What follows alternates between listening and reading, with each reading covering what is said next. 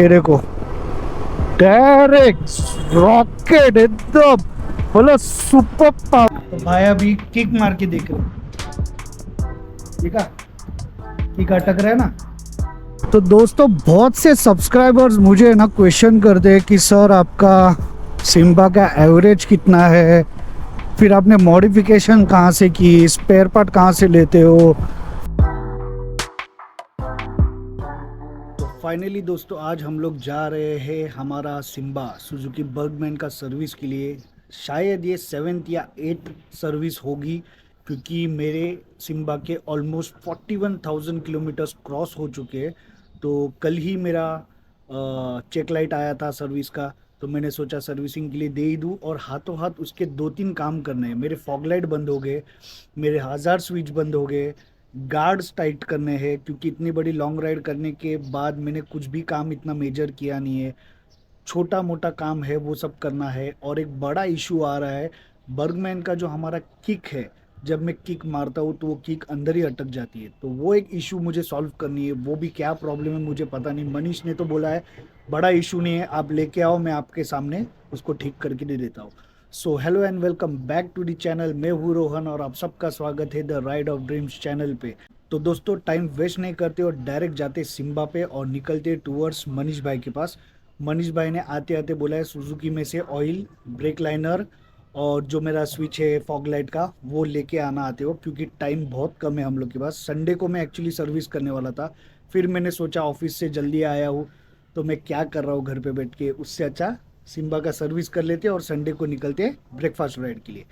तो दोस्तों मैं आ गया हूँ नीचे मेरे पार्किंग में। अभी मैं आपको बताना चाहता हूँ, ये मैंने बाइक को किया है ऑन, किल स्विच ऑन है। अब मैं आपको दिखाता हूँ, ये रही किक। तो इशू क्या हो रहा है, जब मैं इसको किक मार रहा हूँ ना ऐसा, ये देखो, समझे आप। तो ये जो इशू है ये क्या है मुझे पता नहीं। ये सेम इशू हरिद्वार में भी हुआ था, मगर हरिद्वार में जब मैंने सर्विस की थी बाइक, उसके बाद वो प्रॉब्लम नहीं हुआ था। तो पता नहीं क्या सीन है, क्या है, कैमरा एंगल एडजस्ट, ओके।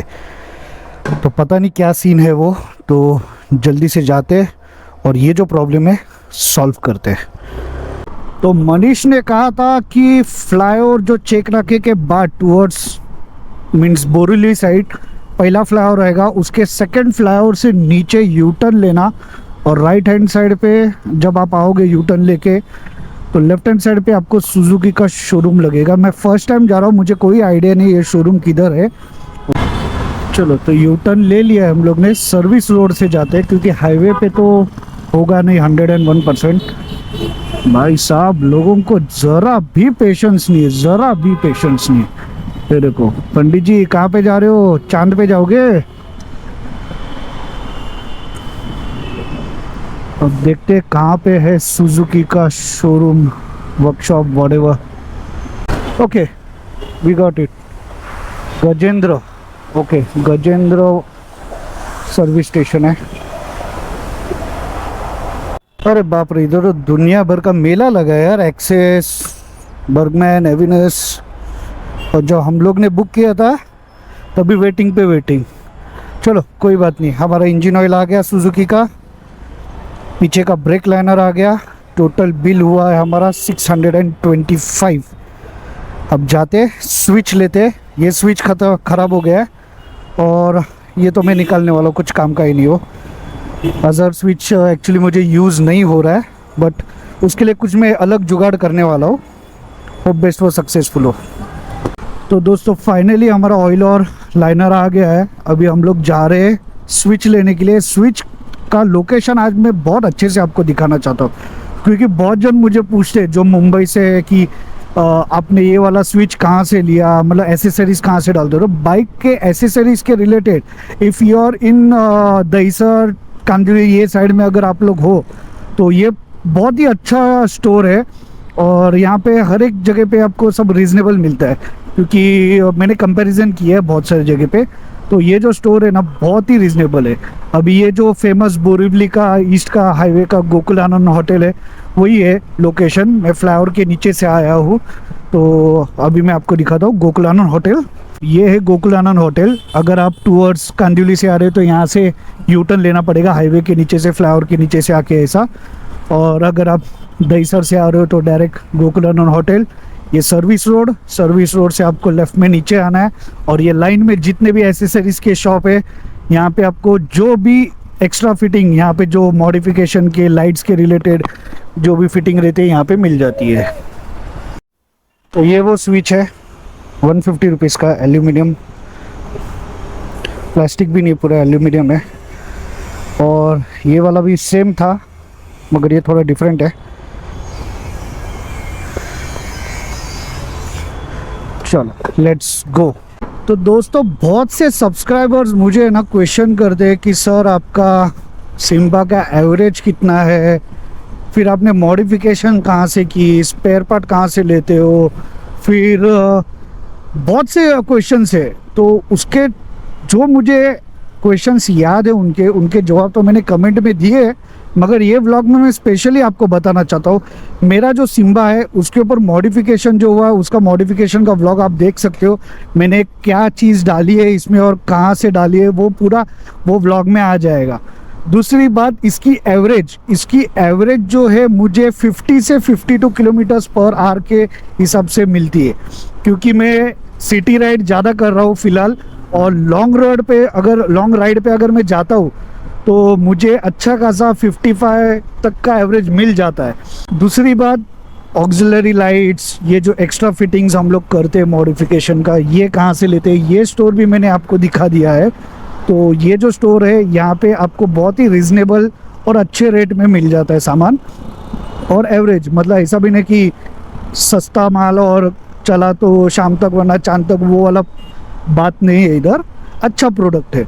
और भी सब्सक्राइबर्स ऐसे हैं जो मुझे पूछते हैं सर मैंने बर्गमैन बुक की है, और बहुत से सब्सक्राइबर इतने फ्रेंडली है और घर का रिलेशन जैसा हमारा हो गया है, वो तो मुझे पर्सनली बोलते हैं कि हम लोग ने आपका व्लॉग देख के बर्गमैन बुक की है, ये नवरात्रि में हमारी बर्गमैन आएगी। एक दोस्त ने तो इतना प्यारा कमेंट किया, वो तो बोल रहा है कि भाई नवरात्रि में मेरी बर्गमैन आने वाली है, मैट ब्लैक कलर की मैंने बुक की है, वो है दिल्ली से। और उन्होंने कहा कि आपने आपका बर्गमैन का नाम सिम्बा रखा है तो आप ही मेरे बर्गमैन का नाम रखोगे। तो मैं राह देख रहा हूँ उनका बर्गमैन जल्दी आए और मैं उनके बर्गमैन का नाम रखूँ। और बहुत जन मुझे पूछते हैं स्टैंडर्ड मॉडल ले, ब्लूटूथ मॉडल ले, EX ले। देखो मेरे टाइम पे स्टैंडर्ड था और ब्लूटूथ था। जब मैंने डीलर से ली थी तभी डीलर ने मुझे बोला था कि ब्लूटूथ कोई काम का नहीं है, आपके पास स्मार्ट वॉच है, मोबाइल है, गूगल चलता है, ये वो तो आप थोड़ी स्पीडोमीटर में देख के गूगल मैप ब्लूटूथ से असिस्ट करके बाइक चलाने वाले हो। ऑब्वियसली आप एक एक्सपीरियंस राइडर हो, आपको ये सब चीज़ की ज़रूरत नहीं है। मैंने वो बात मानी और मैंने ले ली स्टैंडर्ड मॉडल। बट उसमें एक फीचर आता है, इंजन हीट टेम्परेचर बताता है। अभी देखो ये स्टैंडर्ड मॉडल है, इसमें नहीं है।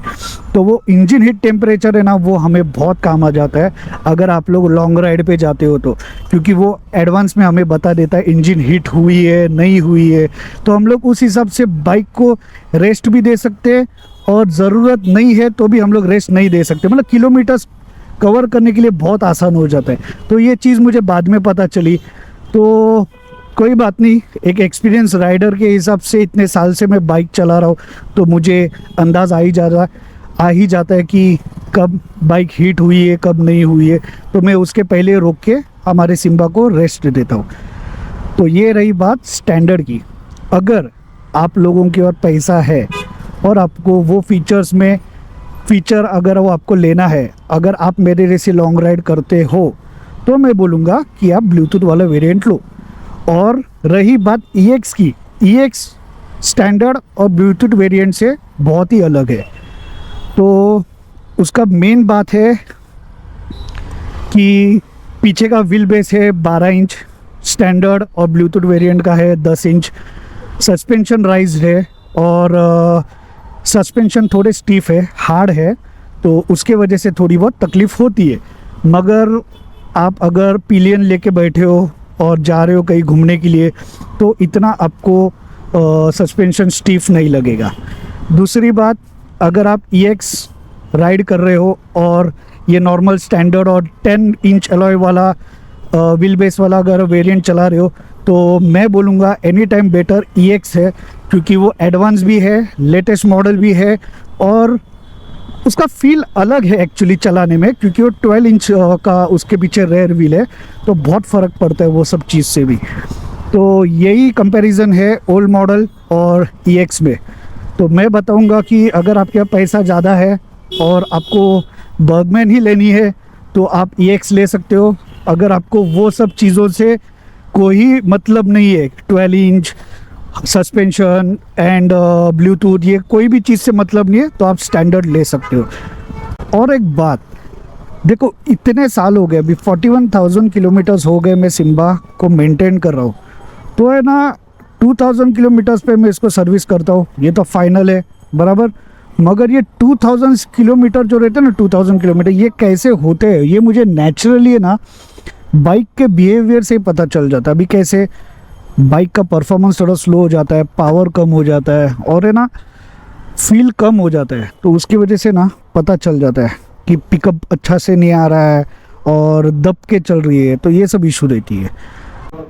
मेरा कैप मुझे याद आ गया जो यहाँ पे रह गया था। Okay, we got it. आहा, चलो राइडर का कैप आ गया। पहले राइडर का कैप आया था, राइडिंग गियर्स नहीं था, अभी राइडिंग गियर्स भी आ गए अपने पास राइडर के। तो मनीष ने पूरा आगे का पोर्शन ओपन कर दिया है, क्योंकि फॉगलाइट हमारा चल नहीं रहा था, इंडिकेटर हमारे चल नहीं रहे थे, हज़ार स्विच, तो कुछ वायरिंग का इशू हो गया था, अब वो चालू हो गया। तो पता नहीं क्या था, मनीष को भी पता नहीं चला एक्चुअली क्या हो गया। हम लोग ने ओपन किया ना उसको, और अभी फिर से हम लोग ने उसको पैक कर रहे, तो चालू हो गया। तो बीच में क्यों बंद हो गया आज अभी तक हम लोग को पता नहीं। तो पहले हम लोग कर रहे हैं लाइट का काम, फिर हम लोग करेंगे गार्ड का काम, फिर सर्विस। तो आपको मैं टाइम टू टाइम बता दूंगा कैसा हो रहा है कैसा नहीं हो रहा है काम। प्रॉब्लम क्या हुआ है, ये जो फ्लैशर है ना ये शॉर्ट हो गया है, और पूरा बाइक ऐसा ओपन करके रखा है हम लोग ने। तो ये फ्लैशर जो है ना इसमें पैटर्न्स आते हैं, तो वो सब पैटर्न मुझे पसंद नहीं। मुझे सिंपल इंडिकेटर जो चारों बल्ब ऐसे ऑन ऑफ होते हैं ना 1000 स्विच पे, वही मुझे पसंद है, क्योंकि वो इमरजेंसी के लिए, मैं टनल में से जा रहा हूँ तो मैं चालू रखूँगा, मैंने किधर रात को पार्क किए तब मैं चालू रखूँगा, मेरा बाइक ब्रेक डाउन हुआ है अंधेरे में तब मैं वो चालू रखूँगा, वो इमरजेंसी केस के लिए। वो ऐसा छपरी लोगों जैसा बटन चालू करके मुझे चलाना नहीं है, वो अलग अलग पैटर्न झगा मगा वो मुझे पसंद नहीं है। तो क्या हो गया, मेरे जो पुराने स्विच है ना वो 2 वे है, और वो चीज़ के लिए लगेगा 1 वे स्विच। तो 1 वे स्विच अगर आ रहा है ना तो मुझे फ्लैशर और ये सब चीज़ की ज़रूरत नहीं है, मैं डायरेक्ट कनेक्ट हो जाऊंगा, बैटरी की भी ज़रूरत नहीं, डायरेक्ट वो वायर लगेंगे मेरे इंडिकेटर्स को, और वो इंडिकेटर से ऑन ऑफ हो जाएगा। जब मैं ऑन करूँगा तो चालू चालू हो जाए, चारों चालू हो जाएंगे, और जब मैं ऑफ करूँगा उसको, तब मैं लेफ़्ट राइट वाला सिग्नल भी यूज़ कर सकता हूँ। तो अभी वो स्विच लाने के लिए मनीष भाई गया है शॉप पे, क्योंकि ये वाला स्विच भी लगेगा नहीं। और जो फॉगलाइट के लिए नया स्विच लेके आए थे वो मुझे फिर से देना पड़ेगा, क्योंकि मेरा पुराना वाला स्विच भी अच्छा है। तो मनीष ने अब तक इतना काम किया है, अब तक हम लोग सिर्फ लाइट के ऊपर ही काम कर रहे हैं। गार्ड का काम आज हो नहीं पाएगा, क्योंकि ऑलरेडी बहुत लेट हो गया है, हम लोग को 1.5 आवर लगा है ये सब काम करने के लिए। तो होता है थोड़ा प्रॉब्लम, तो गार्ड का बाद में करेंगे और सर्विस करेंगे और यहाँ से निकलेंगे। तो अभी मनीष आने दो, वो स्विच लगाएगा, फिर उसके बाद आगे का काम शुरू करते हैं। मनीष भाई स्विच लेके आ गए अभी, ये वो स्विच है, बताओ भाई, सादा वाला स्विच डालना पड़ रहा है। तो अभी हम लोग लोकेशन ढूंढ रहे हैं कहाँ पे अच्छे जगह पे लगा है, क्योंकि यहाँ पे जो अगर लगाना होगा तो मैं मना करूँगा, मुझे पसंद नहीं है, एकदम गंदा लग रहा है। तो कुछ अलग लोकेशन पे लगाने का ढूंढ रहा हूँ मैं। और मनीष भाई का फ्रेंड भी आया है, तो अभी मनीष भाई का फ्रेंड ने पीछे का लाइनर डाल दिया है, और वो कर रहे हैं बाइक का सर्विस, और मनीष भाई और हम लोग कर रहे हैं वायरिंग। तो भाई अभी किक मार के देख रहे हैं, ठीक है, किक अटक रहा है ना, तो वही अभी पता करेंगे क्यों हो रहा है वो। थोड़ा टाइम रुको, देखते हैं।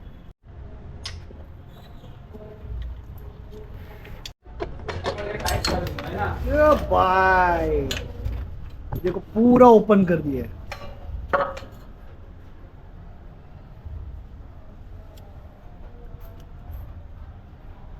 पूरा मिट्टी बढ़ गया ना। पूरा किक का गियर रहता है ना, उसमें पूरा मट्टी अटका हुआ है। मतलब सोचो कितना वो किक जब जाता है तो वो रिवर्स आने के लिए कितना टाइम लेता है, या तो कभी कभी आता ही नहीं है।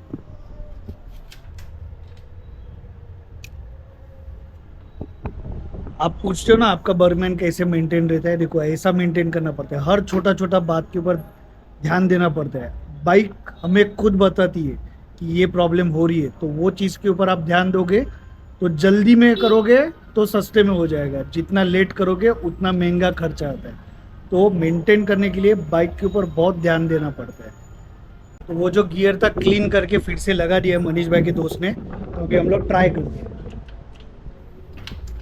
परफेक्ट। और एक बार